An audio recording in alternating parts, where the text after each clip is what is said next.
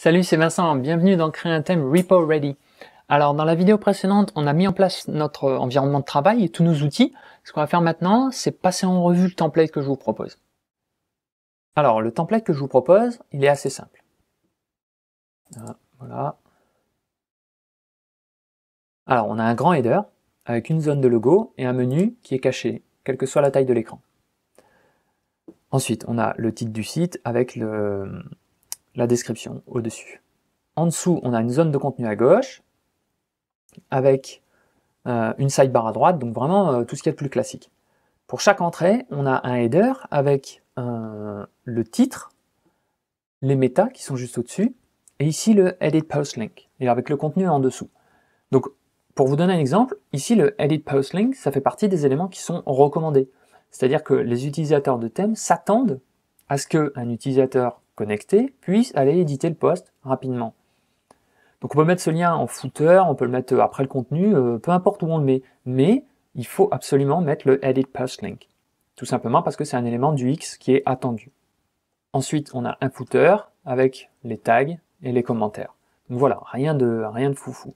En dessous, on a, donc si on descend les posts, ici en dessous, on a une petite barre avec la navigation vers les posts plus anciens. Voilà, navigation entre les posts. Et en footer, on va avoir une zone de widget avec en dessous un footer, on va dire plus standard, plus normal, avec les crédits, et ici des liens de réseaux sociaux. Donc dans la sidebar, on a simplement des widgets, dans des petites boîtes, toutes simples. Et dans le menu, alors qu'est-ce qu'on a dans le menu? Hop, on a ici le menu, des petits liens sociaux, et ensuite on a une autre zone de widgets en dessous.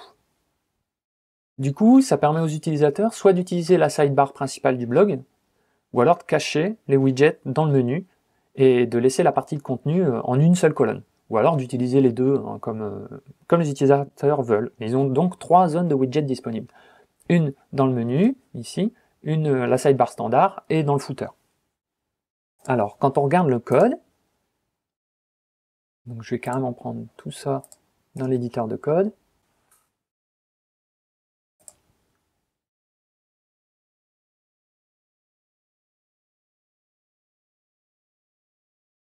Quand on regarde notre fichier index.html, voilà, alors on a une structure HTML qui est assez simple. Dans la balise head, on va juste charger les polices de caractères ici, charger notre feuille de style principale, un tout petit script qui remplace la classe là, et ensuite on utilise des icônes qui viennent de evilicons.io, donc bon, c'est des icônes que moi j'aime bien, je les trouve faciles à utiliser, donc elles sont sympas. Pour les polices de caractères, donc on utilise des Google Fonts, donc on utilise AudioWide pour les titres, et Exo2 pour tout le reste, et ça c'est la police Space Mono pour le code. Alors, sur la balise body, on a quelques classes. C'est simplement les réglages par défaut. Donc ça, je vais en parler un petit peu plus quand on parlera du customizer. Mais pour l'instant, voilà. Ça, c'est tous les réglages par défaut de la typographie, de la position de la sidebar, etc., etc. Tout de suite en dessous, on a un skip link qui va permettre de passer directement au contenu. C'est une bonne pratique d'accessibilité qui va permettre aux utilisateurs utilisant un screen reader de ne pas se retaper la lecture de tout le header et de toute la navigation. C'est-à-dire que quand un utilisateur de screen reader veut aller sur un article, donc il clique sur l'article, hop, il recharge la page, et donc du coup le screen reader il va relire la navigation, etc. etc. Mais c'est bon, l'utilisateur il sait d'où il vient. Donc hop, il clique sur ce skip link et il arrive directement sur la zone de contenu. Donc dans le header, on a deux éléments, donc on a une div avec le titre et la description, et ensuite on a nav, donc la navigation.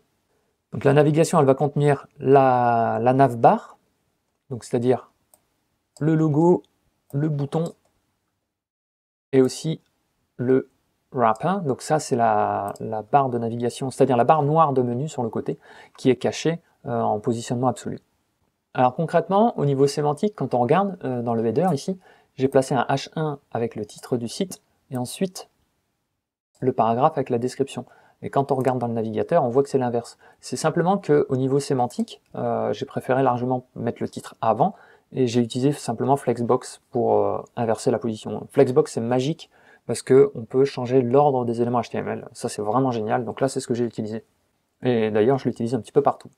Donc je disais, donc dans la navigation, on a le logo, on a le bouton qui permet d'ouvrir le menu, et ensuite on a la zone de menu qui est cachée. Voilà. Donc dans la zone de menu, rien de particulier, hein. Le menu c'est une bête URL. Les icônes sociales c'est pareil, c'est une bête URL. Et ensuite on a un aside avec notre zone de widget. Donc voilà pour la navigation. Dans la zone de contenu, donc on a simplement deux éléments. On a un main, et ensuite on a un aside avec la zone de widget. D'accord? Donc dans le main, on a tous nos articles. OK? Dans nos articles, on a simplement un header avec un H2 avec le titre, un paragraphe avec les métas et le edit post link qui est ici. Pareil, là j'ai utilisé Flexbox pour modifier un petit peu l'ordre. Et ensuite dans le contenu, donc rien de spécial dans le contenu, et dans le footer, pareil, on a deux éléments. On a un span avec les tag links, les tags, les étiquettes, et un autre span avec un lien pour les commentaires. Donc ça c'est un autre article, donc même structure, encore un autre article, donc même structure. Et ensuite on a nav avec la navigation entre les postes. Alors le markup ici il est un petit peu particulier, mais en fait je triche un petit peu. C'est-à-dire que le balisage, c'est le balisage qui est utilisé par WordPress et par les fonctions qui affichent la navigation entre les postes. Donc j'ai triché un petit peu, quoi. C'est-à-dire que je savais que j'allais utiliser ces fonctions-là. Donc j'ai regardé le markup dans WordPress que WordPress génère avec ces fonctions. Et en fait, j'ai fait mes styles en fonction de ce markup-là. J'aurais pu faire mon propre balisage, mais ça aurait été beaucoup plus compliqué de l'intégrer dans WordPress. Et en plus, le balisage que WordPress fournit est tout à fait pertinent, tout à fait correct. Donc du coup, voilà, on va se faciliter un petit peu le boulot, on va reprendre le markup que WordPress génère, ça sera beaucoup plus simple. Et dans le footer, donc là on a notre aside, notre zone de widget, et dans le footer, voilà, on a encore un aside avec une zone de widget, et on a un petit content info avec les liens de crédit et encore un menu d'icônes sociales. Donc voilà, rien de foufou dans la structure HTML du thème.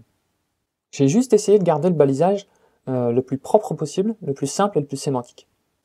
Alors au niveau du CSS, tout est dans la même feuille. Là je triche un peu, c'est l'entête qui est nécessaire pour que le thème soit reconnu sous WordPress, donc moi je triche un peu, je la mets en avance. Donc ça on va en parler plus tard, hein, vous inquiétez pas. Donc elle est organisée assez simplement. Alors j'ai repris l'organisation d'Underscores. Underscores, c'est le thème starter de chez Automatic. C'est celui qui est utilisé pour construire les 20. Underscore, je trouve que c'est une excellente base pour la création de thèmes.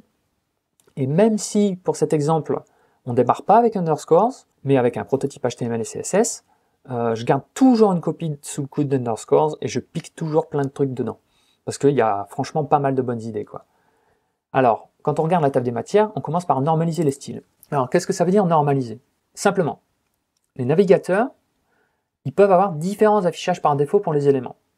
C'est-à-dire que par exemple, pour une simple URL, les marges et le padding peuvent être différents selon le navigateur. Donc du coup, normaliser, ça permet de redéfinir cette base sur laquelle on vient greffer notre CSS custom, notre CSS personnalisé. Et en fait, ça permet donc d'utiliser la même base pour tous les navigateurs. Donc en fait, ça permet de lisser un petit peu les différences d'affichage sur les différents navigateurs, et donc d'avoir un thème vachement plus cohérent. Donc vous pouvez trouver une copie de cette section, soit dans la feuille de style d'Underscores, moi je me suis pas embêté, j'ai copié celle-là, ou alors vous pouvez aller vous pouvez aller chercher sur internet tout simplement, normalize, voilà, donc on va chercher normalize CSS,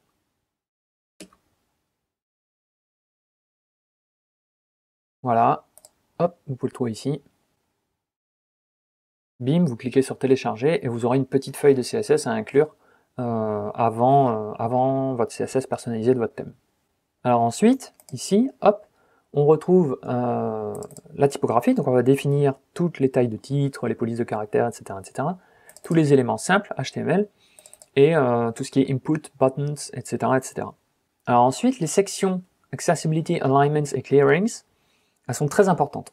Simplement parce que, en fait, ce sont des sections un petit peu helpers, qui vont définir des classes très très utiles.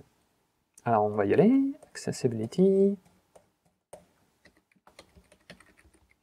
Voilà. Alors par exemple, dans la section Accessibility, on a la classe ScreenReaderText. Alors cette classe, elle permet de cacher un élément visuellement, mais pas pour les screen readers. Et ça, c'est hyper important pour l'accessibilité. Par exemple, visuellement, vous pouvez mettre une icône seule. Mais le problème, c'est que l'utilisateur au screen reader, si vous ne mettez pas de label à côté qui accompagne votre icône, l'utilisateur au screen reader, il n'a aucune idée de à quoi sert cette icône. Donc du coup, vous pouvez mettre un texte que vous allez cacher avec cette classe, et donc il ne sera visible uniquement que pour les screen readers. Les utilisateurs qui ont un visu, qui ont un écran standard, ils vont pouvoir voir l'icône et savoir, plus ou moins deviner à quoi elle sert, mais s'il n'y a pas de label, pour les utilisateurs au screen reader, c'est mort. La section Alignment, juste en dessous, elle est hyper importante aussi, tout simplement parce que ces classes-là, elles sont utilisées par WordPress, elles sont générées par WordPress, quand vous alignez des images dans l'éditeur de texte. Donc du coup, si ces classes sont manquantes, l'alignement des images proposées dans l'éditeur, ça ne fonctionnera pas. Et le thème, il ne passera pas sur le repo non plus. Donc il y a d'autres classes comme ça, CSS, qui sont nécessaires au fonctionnement de WordPress. On va en parler un petit peu plus après. La section Clearings, elle est assez importante aussi, parce qu'elle permet de gérer les floats. En fait, c'est simplement des classes de clear fixes, hein, c'est-à-dire, voilà, ça fait simplement un clear both après tous ces éléments, juste après tous ces éléments. Donc la section Infinite Scroll, on oublie un petit peu pour l'instant, on en parlera plus tard. La section Media, c'est tout simplement quelques règles pour les smileys, pour les embeds aussi. La section Caption, pareil, WP Caption, c'est une classe générée par WordPress. Donc il la faut absolument dans votre thème. C'est la classe qui est utilisée quand vous ajoutez des légendes aux images. Donc si elles n'y sont pas, vos légendes ne seront pas stylées. Pareil pour les galeries, ça c'est les classes qui sont générées par WordPress quand vous utilisez le shortcode Gallery. Donc du coup, il vous faut absolument définir tous ces styles de galeries dans votre thème pour que les galeries fonctionnent correctement. Dans la section Content, on a tous les styles du site. Le header, le menu, les zones de contenu, le footer, les widgets, etc., etc. Et la section Content, elle contient aussi les classes nécessaires utilisées par WordPress, comme .sticky. Par exemple, cette classe-là, .sticky, elle est utilisée par WordPress pour les sticky posts. Donc c'est pareil, il faut absolument que les sticky posts, au niveau UX, les sticky posts, il faut absolument qu'ils se démarquent des autres posts. Donc du coup, il faut obligatoirement que la feuille de style inclue la classe .sticky qui va servir à styler ces posts-là. By post, enfin, c'est pour les commentaires qui sont faits par l'auteur du post. Voilà, donc la section Comments aussi, elle contient voilà, tout ce qui est sur les commentaires, sur la navigation des commentaires. Voilà, blablabla. Post Navigation, donc ça c'est les boutons qui sont en bas pour voyager de poste en poste. Et ensuite on a les styles du footer, et enfin les styles de widget.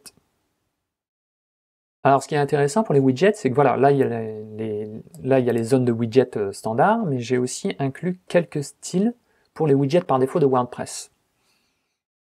Alors WordPress, il est livré avec quelques widgets sympas qui sont dispo. Et ces classes, elles permettent de s'assurer que tous les widgets soient affichés correctement.